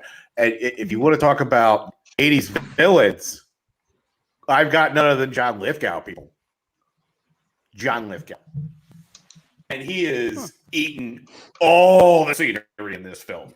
He fucking devours it. It is phenomenal.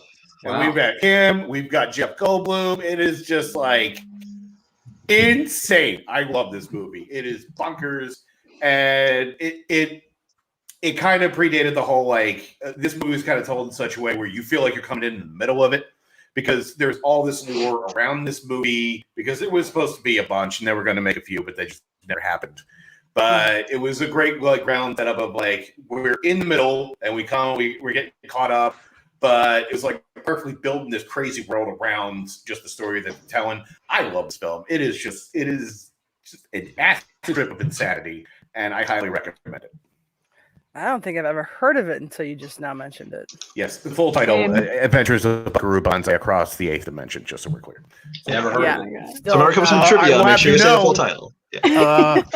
Just so I have you know, 1984. 1984. Oh, good year. Good year. This movie is weird. I mean, Peter Weller is definitely, he's got that whole 80s thing with the rolled up sleeves on a suit and the pencil, the thin tie. You got Jeff Goldblum dressed up as a cowboy. You got, like you said, John Lithgow, chewing up the scenery in every scene he's in. I mean, Peter Weller plays a brain surgeon and a rock musician, and of course his adventurer. And it's a weird movie. It's almost a little too weird for me even, but it's enjoyable. It's worth at least seeing. It's absolutely 80s. It's up there with like Rocky Horror. It's like one of the greatest, just like cult films of like those films where you just go in and just like, I'm just going to experience this film rather than watch it. Just let it happen. It's so bizarre. It's so amazing. Just so much good stuff comes out of it as well. It's so weird, and I love every minute of it. Definitely a Bill pick to. I mean, I don't know if we do a bonus round. If we do a bonus round, it's gonna be a speed round. We're just gonna zip through it. But Brian, over to you. Oh, you guys were supposed to pick a lot more of these, so I wouldn't have to choose so hard. Right. Hard. Okay, iconically 80s. I've got some action, got some comedy, got some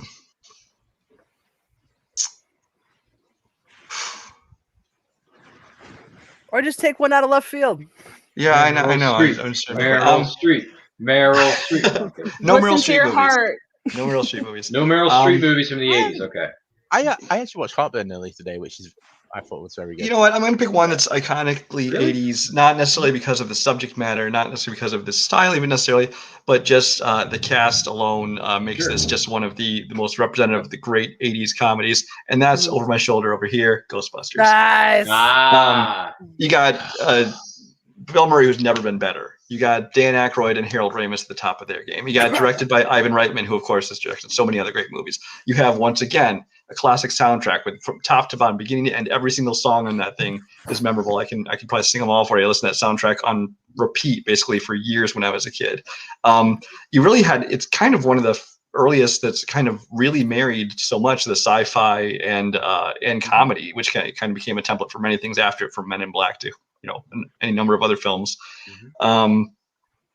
Yeah, I mean, in special effects for a comedy film, for them to do what they did did such a great job. It's eminently quotable, of course. If you look at any list of 80s quotes, you're going to find 10 of them from Ghostbusters on there. And of course, like I said, the cast, it just screams 80s comedy and everyone at the top of their game. Bobby Brown, Ray Parker Jr. There you go. Well, that's because Ray Parker Jr. just ripped off Huey Lewis in the News and had to pay them in a lawsuit. So yeah. One of them's a drug addict wife beater. Just saying. I was talking soundtrack wise. I wasn't going into personal. Not personal life. But On Our Own is a good song. Yeah, both of them are better than that Fall Out Boy garbage. Yeah. By the way, this one was not on my list, but Brian, what does he say in the elevator? Yeah, each one of us has a nuclear bomb strapped to their back. Is that what he says? I actually know exactly. Nuclear accelerator, yeah. Yeah. Even just little scenes like that. You wouldn't know dialogue. They switch it on and they all kind of They're like dogs and cats. Even little moments like that. together. Mass hysteria. Unlicensed nuclear accelerator. That's what it was. Yeah. Oh, that's what it was. By the way, the power grid was shut off by Dickless here. They caused an explosion. Is this true? Yes, it's true. This man has. William Atherton. You know what? I will say this this of all time in film. This movie. If I remember, they don't do it anymore because nowadays they just show it as is, or they show like some, just censored, bleeped out version of it. Censored this is one of the movies I remember where they had refilmed scenes like that because they knew it was going to be. It was a PG movie at the time. You couldn't even say anything on TV. And like that scene in particular, there's a scene where he says, Dickless here. There was an alternate filmed version, which you can find the TV, you can probably find on YouTube, where they say, shot off by Weasel here. And he goes, is this true? He goes, yes, this man is some kind of rodent. I don't know which. And instead of coming out and saying, we saw, I kicked his ass, he comes out and says, what a knockabout of pure fun that was. It's like they purposely made it the stupidest lines possible because they knew it was stupid to have to censor these lines. It was hilarious. Nice. Get her. Get her. That was your plan the whole time, wasn't it, Brian? Yeah. Get her. I could quote this movie again at the end, but I won't get started on it. Yeah. So. Yeah, Brian, what does that got to do with it? Back off, man. I'm a scientist. I'm a scientist. So one of my favorite Good pick, things. though. You a guy. I bought. I have probably mentioned this before, but I bought like a special edition that came out years ago. Yeah. And there's a director's commentary, and it's Harold Ramis, Ivan Reitman, and like one of the producers or whatever. But it's done to the style of Mystery Science Theater. So they're actually at the bottom, and you actually see them interacting and watching the movie while they're doing the commentary, which is great. But listening to them talk about what this movie almost was and what it ended up becoming, Eddie? it is Aykroyd's original script is, if you know Aykroyd at all, he's out there. It is a fucking miracle this movie turned out as good as it did. This is definitely something they found in editing later on, and they just somehow pieced together fucking comedy gold. And this is like one of my favorite movies. I love this movie. I love the cartoon growing up, and I think this movie kind of just spoke to kids, especially in the 80s, because we were definitely should not have been watching this. It was not appropriate for us to be watching it. But the fact that if you like look at it now as an adult, I'm like, how did I think this was funny? I don't understand the New York dating scene in the 80s. I don't understand like the just starting your own business. But it was the idea of like, hey, here's a bunch of paranormal people that like believe in ghosts, and I'm a kid and I understand that kind of thing. And it viscerally kind of spoke to me, and I kind of really love that about this movie. So, and yes, Rick Moranis is fucking great all the time. Boy, the superintendents are going to be pissed. Yes, have some. That's just it. Aside from the main cast, we got Sigourney Weaver and Rick Moranis, William Atherton, who is one of the best dickheads of the 80s with this and Die Hard and Weird Science. Dude. We got one. We got one. Annie Potts touching that film. Yes. Annie Potts, yes. By the way, any calls, any messages? All right, I'll be in my office. Janine, don't look at me like that. You got the bug eyes. All due respect to Ernie Hudson, I often wonder what the movie would have been had Eddie Murphy signed on like he was supposed to for that role. I honestly feel like it would have retroactive. Or originally John Belushi was supposed to have Bill Murray's part too. Yeah. Really? Wow. Yeah. That would have made a film. Or if Rick Moranis' part would have originally went to John Candy. Yep. There's a feature length. It's weird. There's a feature length, like an hour and 40-minute documentary on the making of Ghostbusters called "Cleaning Up the Town." It's on. If you go to Crackle, if you have an app, Crackle.com, it's on. Everybody used to work for them. It's a great documentary, and you hear a lot of the stories about what this movie almost was, and it's interesting. That's fascinating, brother. And it's still the best Ghostbusters. The rest of them are not good. That's not even a contest. It's good pick, Brian. Vigo with the lava of all the crap. It's a Carpathian. Yeah. Why would a Carpathian come back to life and choose New York? Vigo. Vigo trying to battle the boys? That's not legal. Vigo. Yeah, it's enjoyable, and I like it. It's not good. There is no Dana.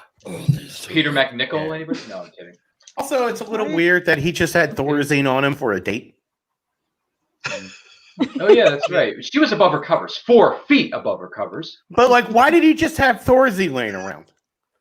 That's a good question. Like, that's a weird thing to just have on your person for a date.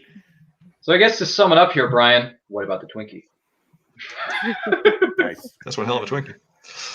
All right, Ryan, over to you for your 5th round pick. What you got? Yeah, man. What about the Twinkie, Brian? God. You know what? I want to end this on a good note here. I really do, because I started on a sci-fi, time traveling film note, with Terminator, but I'm going to end with this.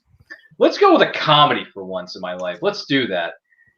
Someone's just trying to do this thing and buy this fresh set of wheels and take his family to a magical place, and he runs into one obstacle after another, and everything he tries to do right just seems to go wrong. How can going from one place to the other, going from the Windy City of Chicago to Wally World, be that difficult? Okay. It shouldn't be that hard, but it is. And then you got Edna, and then unfortunately at the end of the movie, has your father ever killed anyone before? Oh, just his dog. Emma and Edna. Hey, you can't prove that, Rusty. And speaking of John Candy, rest in peace, good sir. We missed you. Yeah, let's go with National Lampoon's Vacation. Speaking of John Hughes, who cut his teeth, got his bit of a start in the business doing this movie, working on this movie, writing it. There you go, John Hughes. We love you. We miss you, pal. So yeah, National Lampoon's Vacation, great cast. Speaking of The Breakfast Club, Anthony Michael Hall. Anybody? Yep. So there you go.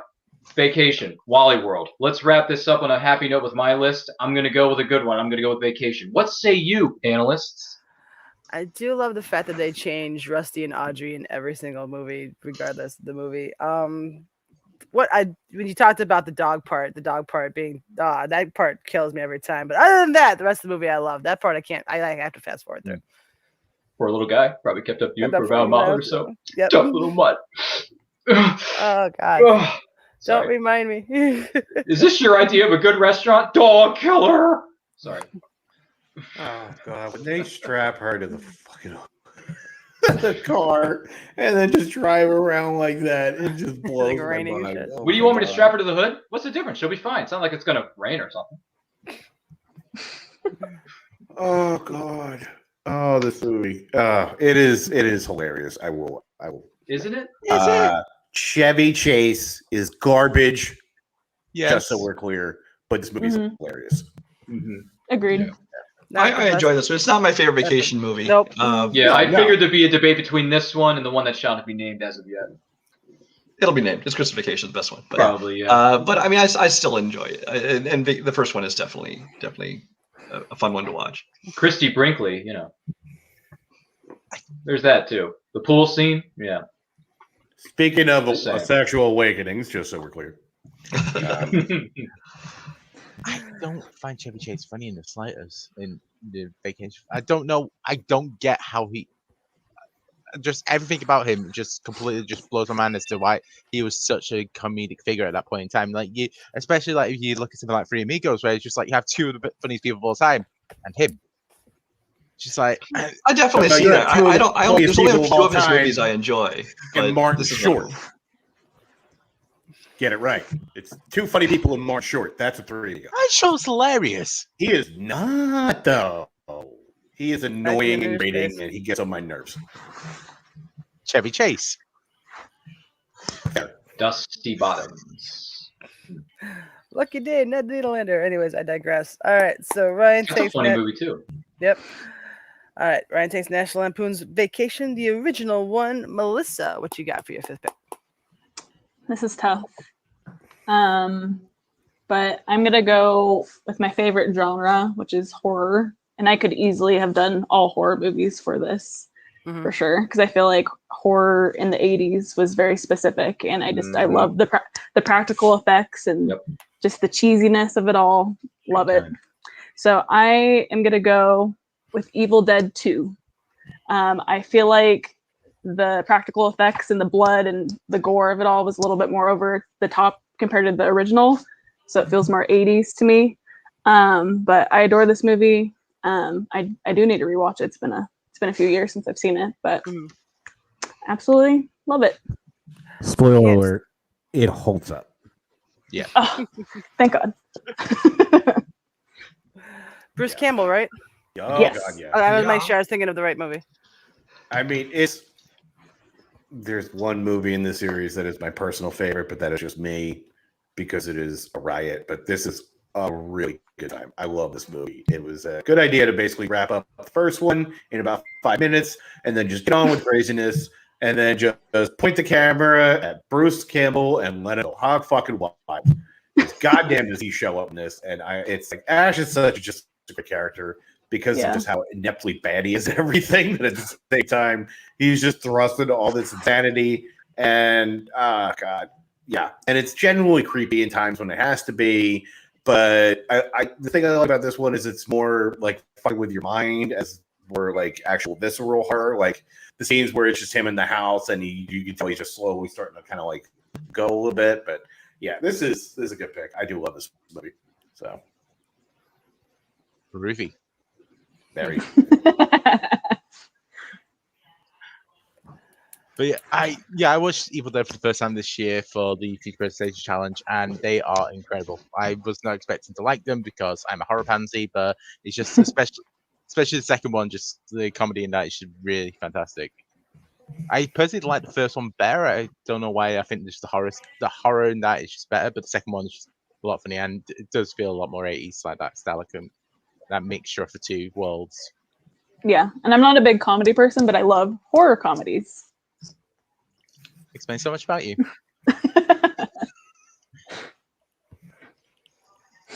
So many to choose from here. I know. I was struggling though. There was definitely a few.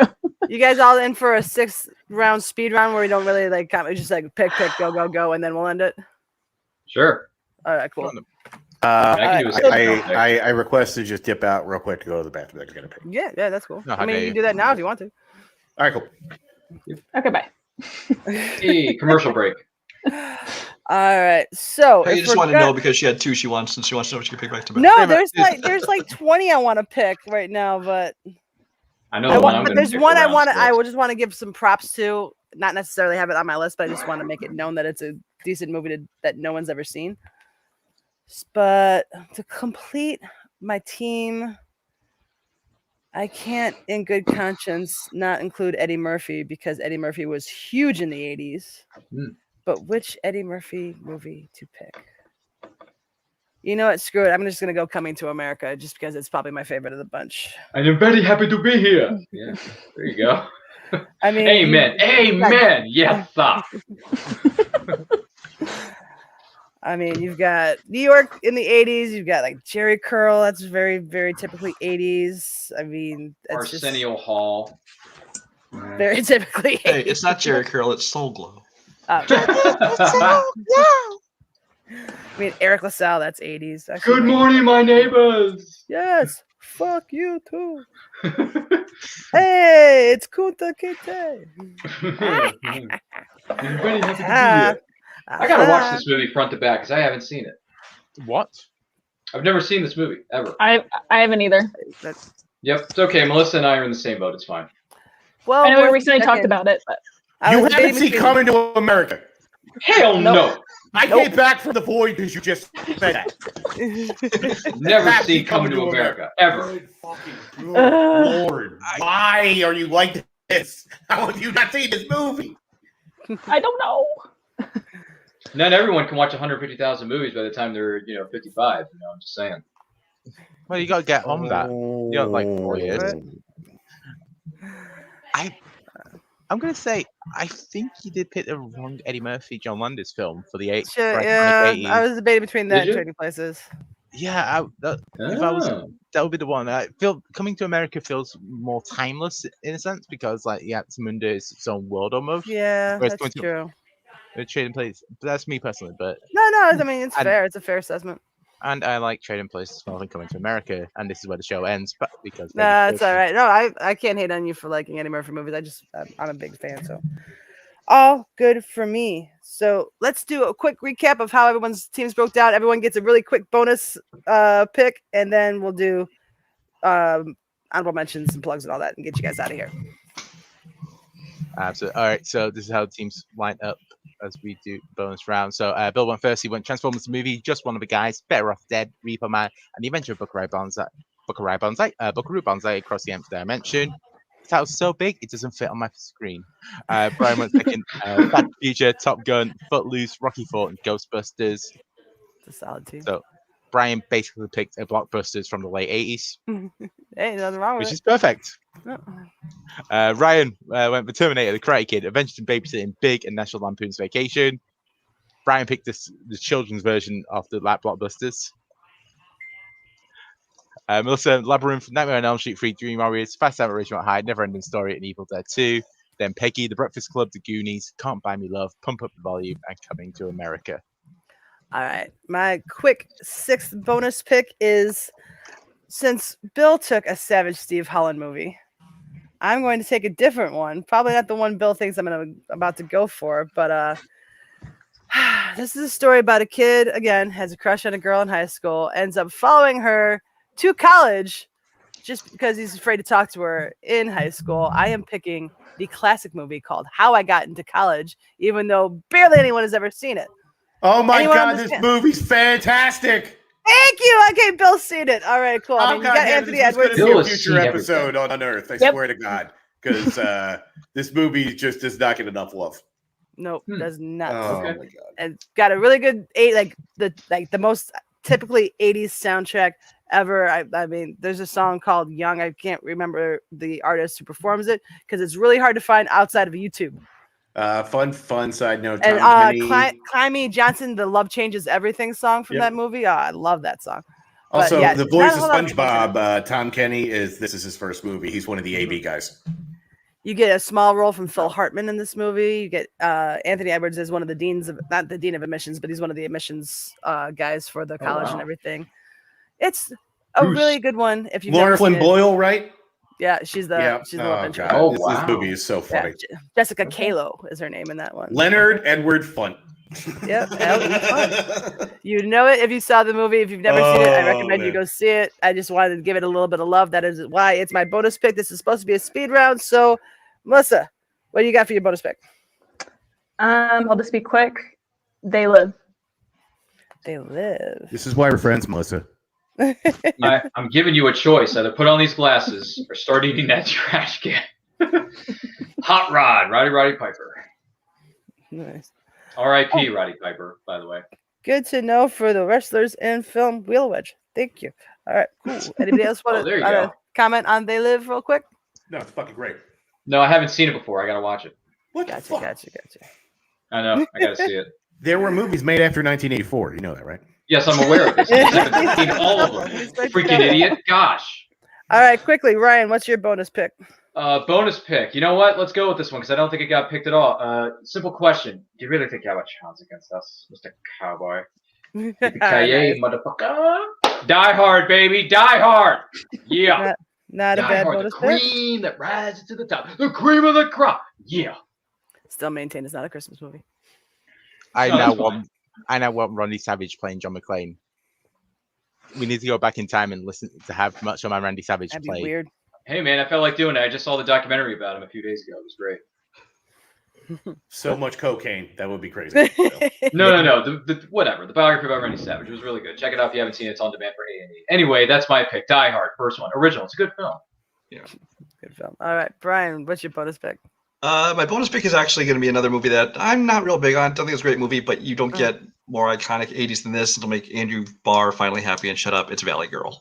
Okay, yeah. Early Nicolas Cage, of course, in there. But I mean, just the every single character in there is just, you look at that and it's just a snapshot of that time. And there's 83, I believe, on that one. So yeah.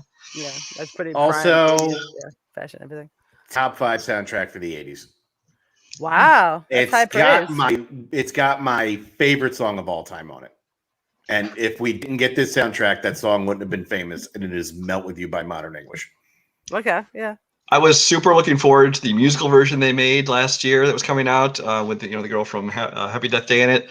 It was pretty much awful. So don't. It looked bad, and I didn't watch it because I'll just be fine with it. It wasn't good, and I was super looking forward to it. I mean, it's not the worst we've ever seen, but it's not good. Yeah.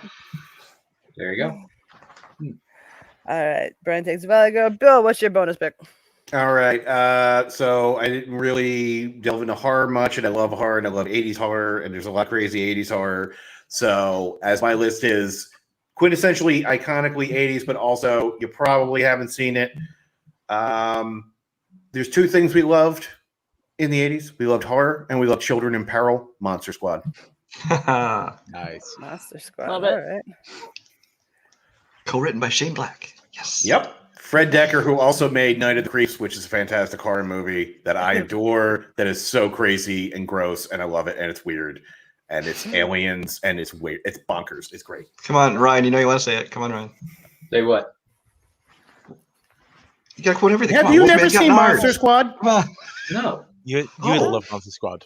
You would wanna. So let me give you the elevator pitch for Monster Squad. It is the Little Rascals versus the Universal Monsters.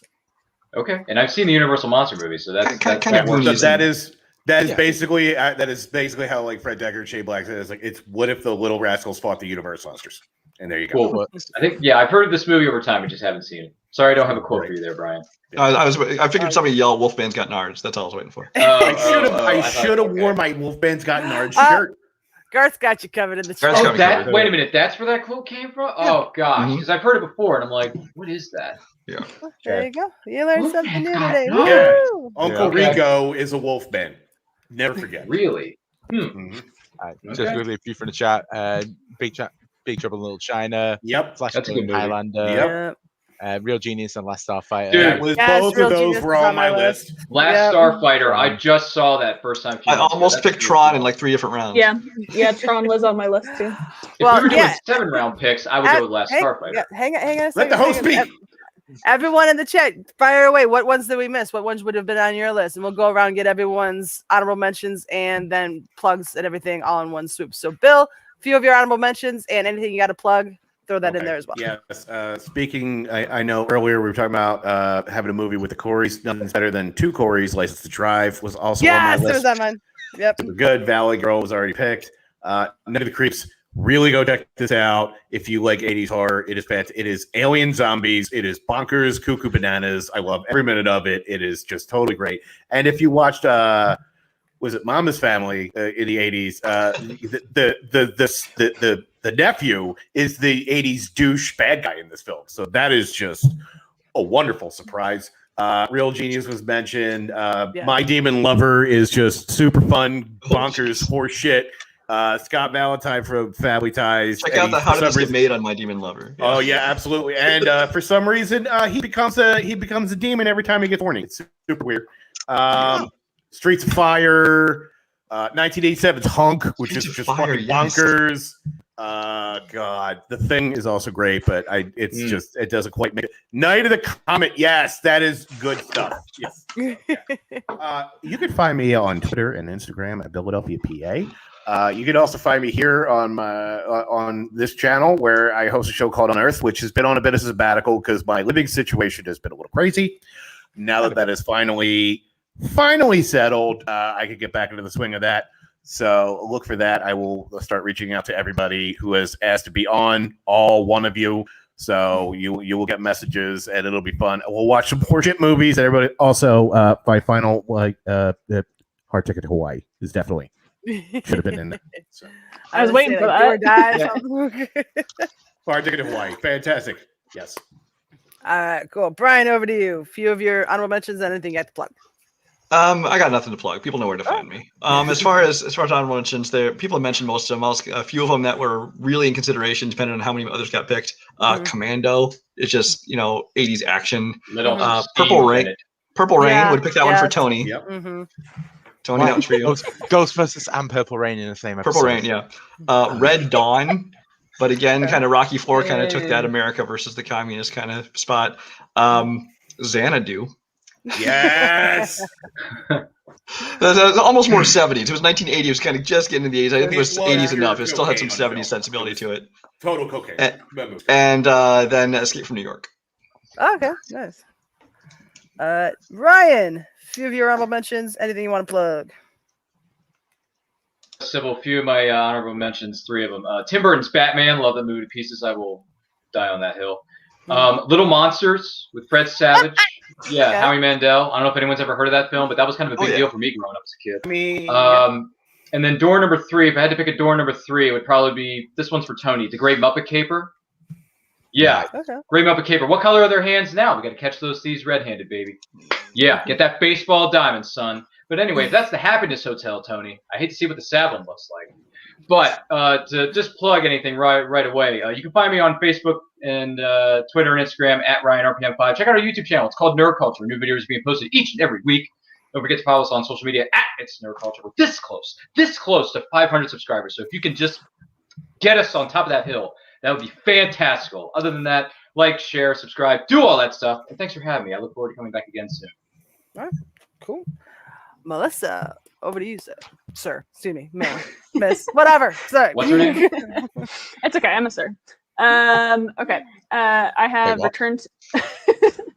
I have Returned to Oz. Oh, Wheelers. Nice. Wheelers.